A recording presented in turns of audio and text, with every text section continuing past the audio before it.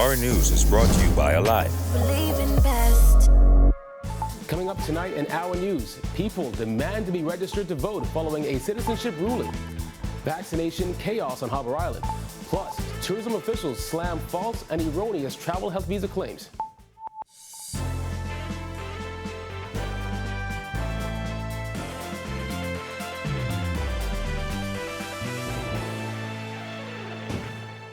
Welcome to Our News, and thank you for joining us. I'm Kyle Joaquin. Top news tonight, the Court of Appeals ruling on a citizenship case has prompted people to turn up to the Parliamentary Registration Department demanding to be registered to vote, according to Attorney General Carl Bethel, who advised the Senate of the situation this morning. Here's Jasmine Brown. It was the second time the Attorney General addressed the issue in 24 hours. This time, he informed senators that the matter has now spilled over to the Parliamentary Registration Department. I'm informed that as early as yesterday and certainly today, persons seeking to benefit from the ruling of the Supreme Court are presenting themselves at certainly the Parliamentary Registration Department and possibly at other areas such as the Passport Office, seeking to claim the benefits of full Bahamian status. Unfortunately, the matter is being appealed to the Privy Council and steps are being taken. The law is not settled. On Monday, the Court of Appeal affirmed a ruling by Supreme Court Justice Ian Winder that every person born in the Bahamas shall become a citizen of the Bahamas at their date of birth if either parent, irrespective of their marital status, is a citizen of the Bahamas. However, Bethel insisted the law has not changed despite the ruling. If we were to lose at the Privy Council, at that time, we would then be required to make changes to domestic law. In other words, nothing has changed as a result of the ruling because the matter is still a matter of contest. The Attorney General said all government agencies must obey the laws of the land. His comments did not sit well with Progressive Liberal Party Senator Frederick Mitchell, who contended that the law has changed. He said those impacted by the ruling can go to the passport office and seek to get a passport. As soon as the court pronounces, unless there's a stay, it changes automatically. So as I said, that the Attorney General's office down to the passport offices, give me my passport. Until you get a stay, he's a Bahamian citizen. We are applying for a stay. So I'm saying you need to do that with alacrity because the person can stand on the law right now and say, Court of Appeal has ruled, I'm a citizen, it changes automatically, and you know, all you need is the fella from Grand Bahama to rush up the road and say, you're a citizen. Bethel says they're working on it. We are, on the Attorney General's office side, taking steps right now to, A, apply for a stay, and also make our application to the Privy Council. These things have to be done in a measured way and in a lawful way, and we are taking steps to do them on the basis of urgency. Reporting for Our News, I'm Jasmine Brown. Harbor Island residents venting their frustrations after some of them reportedly waited nearly 4 hours to get vaccinated. They described the process as unacceptable. Here's Julian Gray.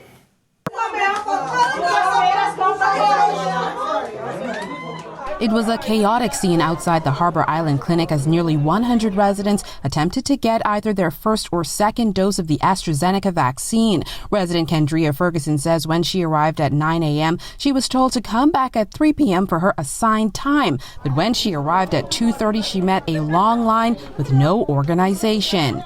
People were frustrated. People were tired. They've been out here all day. Senior citizens were sitting, in the cool or wherever they could get a little bit of shade. And now it's still the same thing hours later. According to Ferguson, the two officers manning the line ping-ponged between going by the assigned times and a makeshift list of first come, first serve. This video shows hands raised of those who registered online, but just moments after, they went back to the makeshift list. Put his name down out to us and go in. And who was name to go in?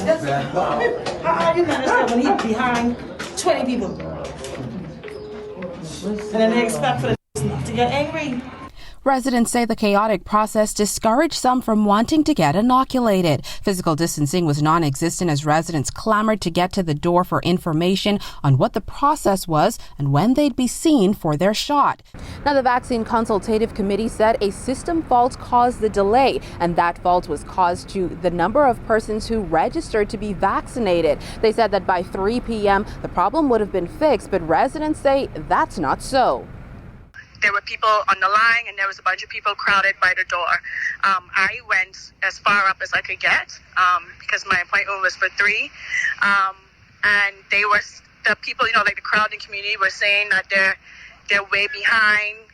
People were saying they've been out here from 10, 11 o'clock, and they have not gotten their vaccination as yet. Inside was just as chaotic with no numbering system. And they weren't even using the confirmation codes that you could go back to the system and link people to in terms of their first dose. So right now there's definitely about 60, 70 people still outside, and there's another, 30, 40 people inside still waiting to get vaccinated. Now, as this was day 1 of the second dose vaccine rollout on that island, residents say they hope it's not an indication of how the rest of the week will go. Reporting for our news, I'm Jillian Gray. Thanks, Jillian. While the Ministry of Tourism is slamming as false and erroneous recent allegations surrounding the travel health visa and funds collected through the program. Tourism said in a statement today to say that Canoe, the company providing the platform for the visa payments, is holding or controlling the funds is erroneous. It said when funds are earned, they are deposited into the Ministry of Tourism's account with Canoe, and that there are no missing funds as all cash proceeds are accessible and under the sole custody of Ministry of Tourism personnel. Well, during a press conference at PLP headquarters today, PLP leader Philip Davis questioned where the money is going and whether there is a political connection. To choose a new company, one associated with the FNM's campaign coordinator, while at the same time, decision number 4, keeping other new digital payments companies from competing. And then, decision number 5, to allow this private company to keep the money collected from the fees for the travel visa. That can't be right. Well, the Ministry of Tourism refuted the claim that Canoe was selected because of a political affiliation and said the 1.5% service fees per transaction are within the established Ministry of Finance structure.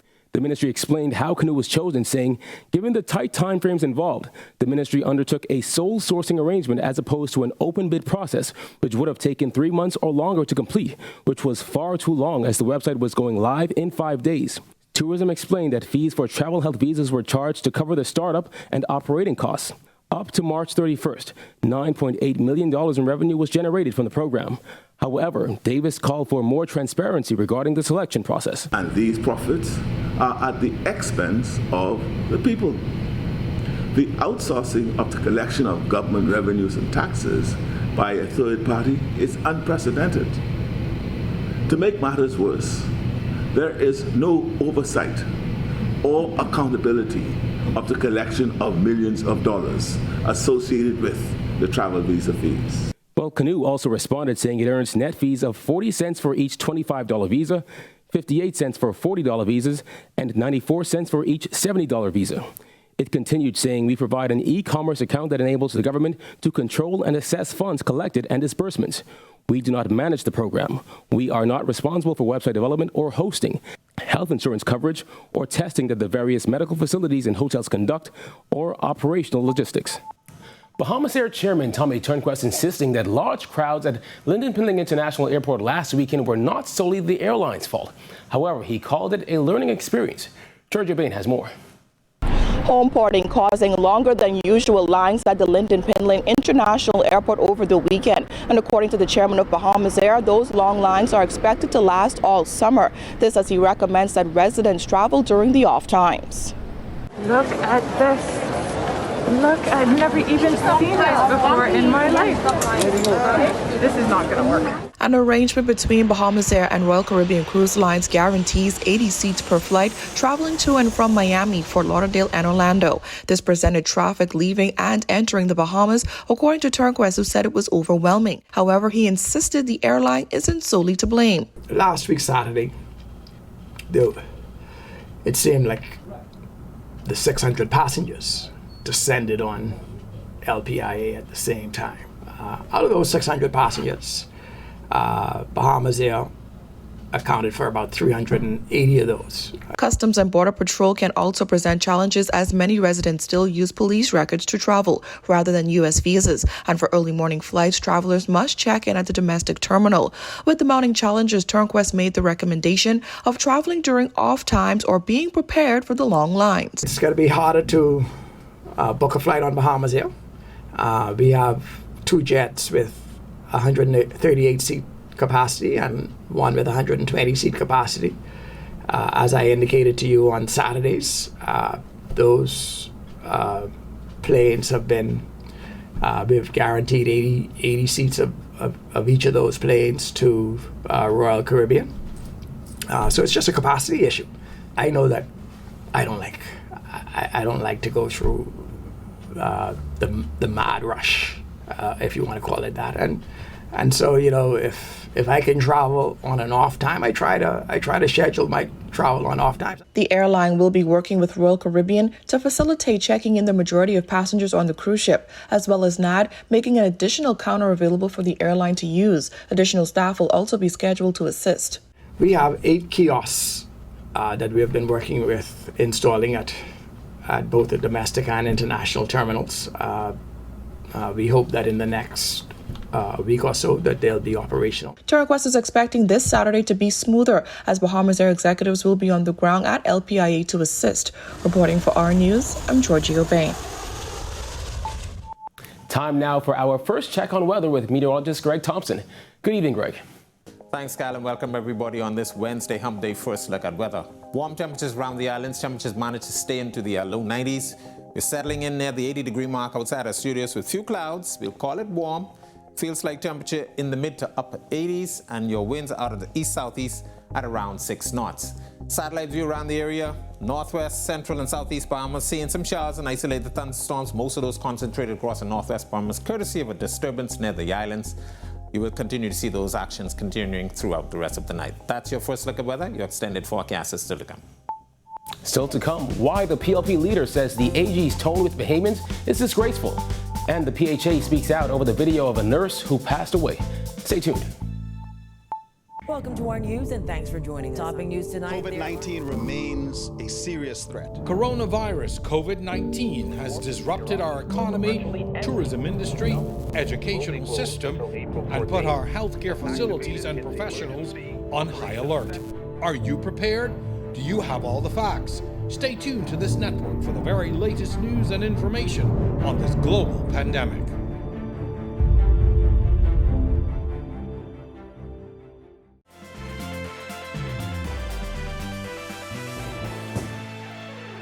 You're watching Our News. Welcome back. Progressive Liberal Party leader Philip Davis describing Attorney General Carl Bethel's recent comments on the state of emergency as disgraceful and outrageous. Bethel suggests that the government's decision on a possible extension will depend on if Bahamians behave themselves. It's disgraceful. Who do you think Bahamians are? It's insulting. It just shows their contempt for us. And who do you think he's talking to? Davis says the AG's tone said it all. Outside Cabinet Tuesday, Bethel said the government is looking forward to bringing an end to the state of emergency, which expires in August. But that decision depends on if cases begin to increase again. This issue of Bahamians behaving, and that will determine whether they extend or not extend the state of emergency, is foolishness. The country has been in a state of emergency for 15 months. On numerous occasions, the opposition has called for an end to certain restrictions that have impacted the way people do business. We also pointed out for many months that you don't need to go that route to be able to go that route to create that tool to fight the virus. They could have been doing it by ordinary legislation that would be less intrusive on civil liberties. On Monday, Prime Minister Dr. Hubert Minnis announced a number of changes to the current emergency order, removing curfew for some islands and adjusting curfew on New Providence to 11 p.m., a move Davis says is unnecessary. Curfews and lockdowns is not an answer to the pandemic that we're in. That's not the answer. So lockdowns and curfews, and 17 months after, we're still engaging those tools. Ridiculous. The country remains in the midst of a third wave of infections, with health officials noticing a slight decrease in recent days.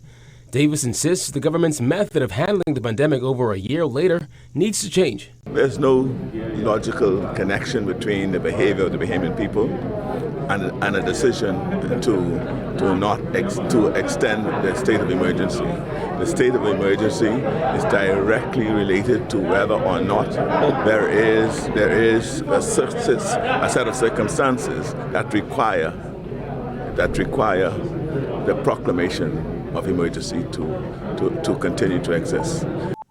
The Public Hospitals Authority calling for the public to respect the privacy of a young nurse who died at Princess Margaret Hospital on Monday. A video circulated on social media shows nurses lining the hallway in salute as nurse Shanara Thompson's body was wheeled from the intensive care unit. The PHA said the video is in violation of the hospital's privacy policy and that it mourns with her family. In other news, PLP Senator Dr. Michael Darville delivering a scathing assessment of the Minnis administration's new budget. During his contribution to the budget debate in the Senate, Darville said the government is in denial about the country's finances. Despite this administration denial, the country is indeed on a fiscal cliff. I want to make this clear. Despite your administration denial, the country is indeed on a fiscal cliff, and may I add, standing on a banana peel. Darville says he believes the Minnis administration is borrowing and increasing expenditure based on overstated and unrealistic revenue goals. And in order for us to hit this $500 million budget surplus target by June 2025, set by the IMF, we would have to generate roughly $1.5 billion in 3 years cumulatively. We should all believe in miracles, and I do, especially when it comes to the debt surplus. Still to come, are unvaccinated Bahamians facing discrimination? Plus, catching up with a Bahamian hoop star. The details when Our News returns.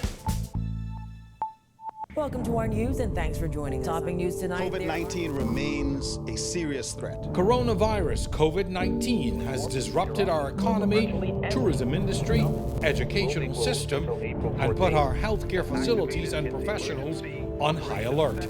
Are you prepared? Do you have all the facts? Stay tuned to this network for the very latest news and information on this global pandemic.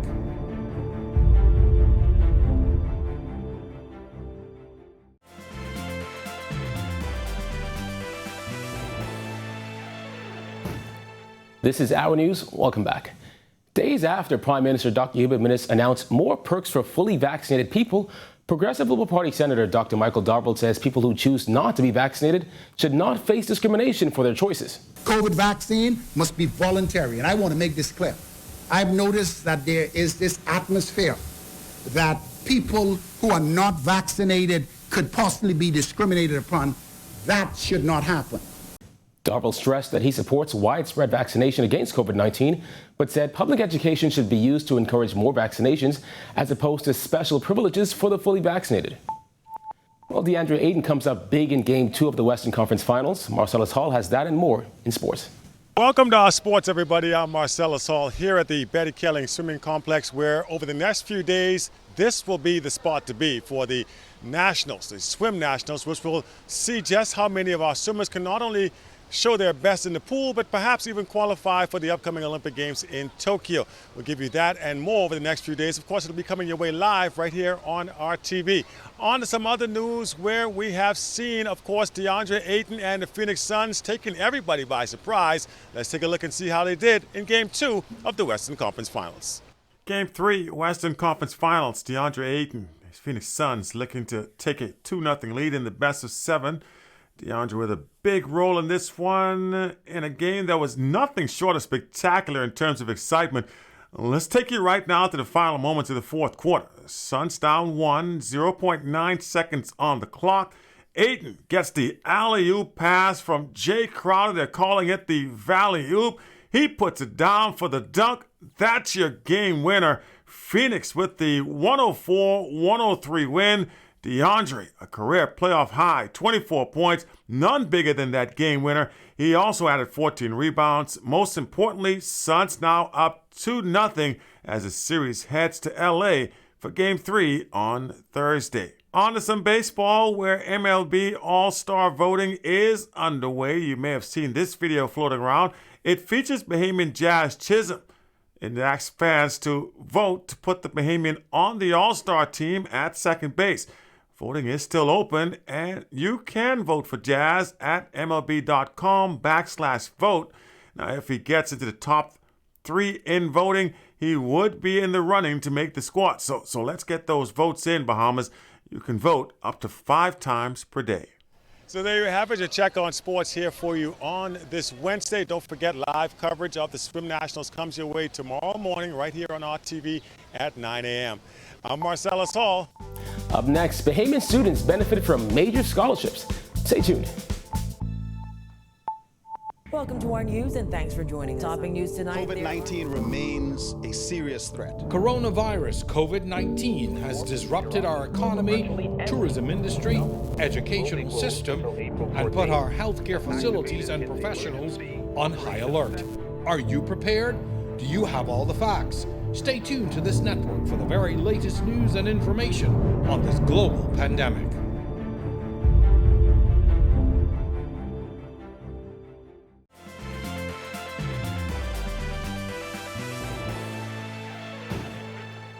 As we wind down, Greg is back in studio with our extended weather forecast.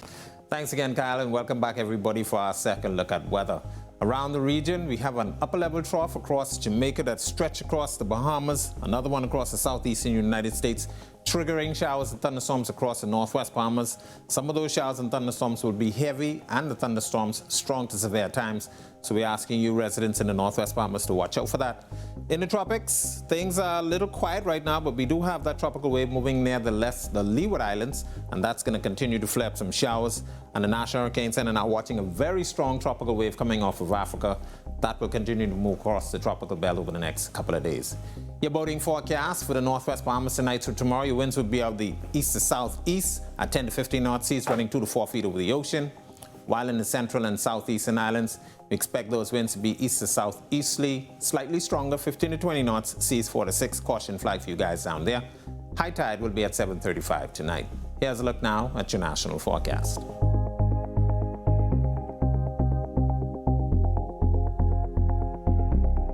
A look now at your extended forecast through Monday.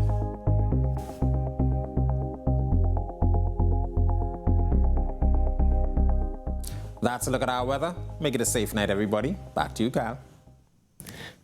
Talladega College awarded nearly $1 million in scholarships at the recent Think HBCU College Fair. The event, organized by Alpha Kappa Alpha Sorority Incorporated and Alpha Phi Alpha Fraternity Incorporated, was attended by nearly 400 students who got to audition on the spot. Students received academic, athletic, and band scholarships. There were some stories that actually brought us to tears.